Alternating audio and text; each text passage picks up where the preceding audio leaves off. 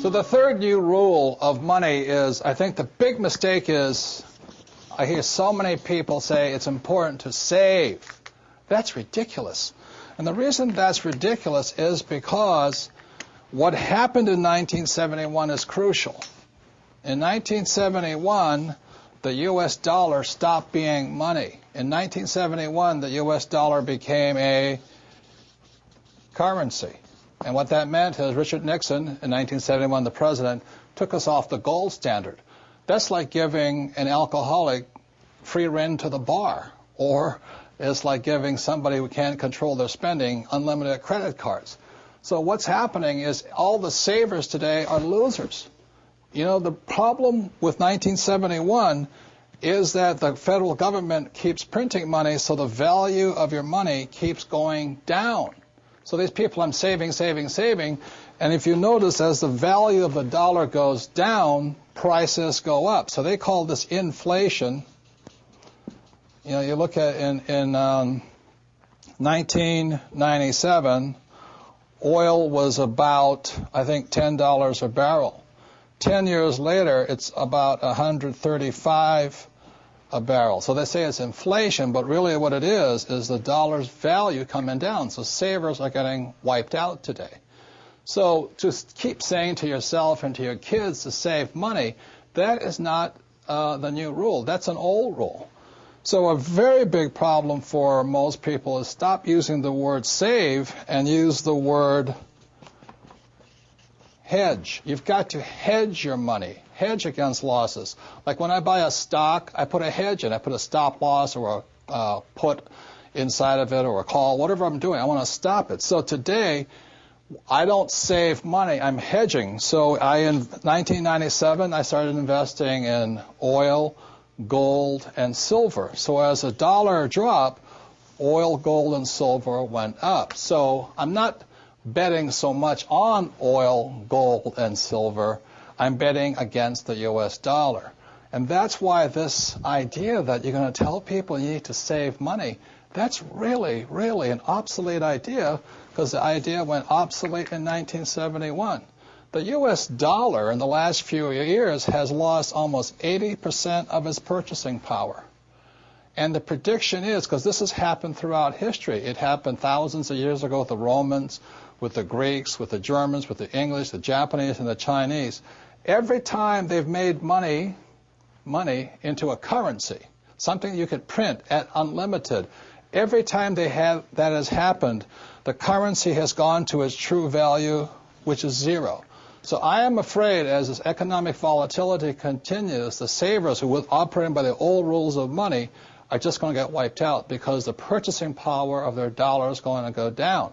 So even if the bank's paying you 5 to 10% interest, you can't keep up with the banks printing money. So that's the old rule of money, is saving money, and the new rule is hedge. You've got to be able to see what's coming up as something else is coming down. The last thing I want to point out to you on this idea of saving money is this. One of the biggest misunderstandings in the world today is what they talk about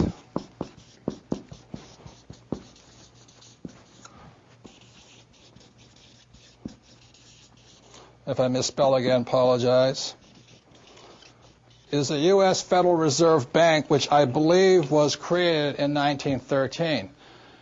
In 1971, the reason 1971 is such an important time was because the U.S. Federal Reserve became the bank to the world. They could print as much money as they wanted. Never in the history of the world has anybody been allowed to print money for the rest of the world. Let me backtrack one more time. I talked about how the Romans did it, the Greeks did it, and all this. Every time people have done this, chaos has broken out, and that's why there's chaos in the world today. So in 1913, when the U.S. Federal Reserve Bank was created, they were basically allowed to print money for the world. Every time that has happened throughout history, a despot has arrived. For example, in 1933, a man named Adolf Hitler rose to power when the Weimar Republic was allowed to print as much money as it wanted to do. And in Russia, when Russia's currency broke down, a man named Lenin rose. When the Chinese economy broke down, Mao Zedong rose. When the Yugoslavian government broke down, Milosevic arose. So we're in that critical point right now, and one of the causes of it was in 1933, this thing called the U.S. Federal Reserve was created. And I think, they've done a pretty good job of making the rich richer. Unfortunately, many of the poor are getting poor.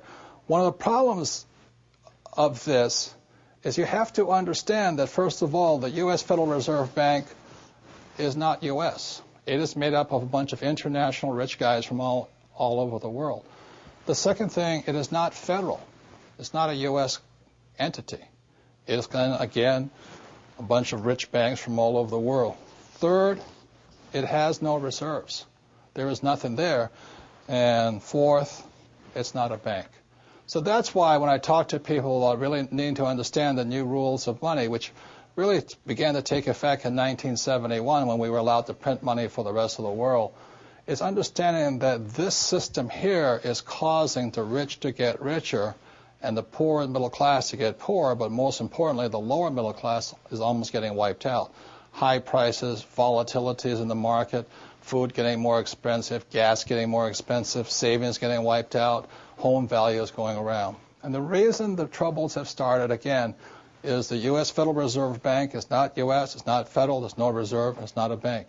So if you understand that, then you can start to hedge your position rather than save money. And that's the new rule of money.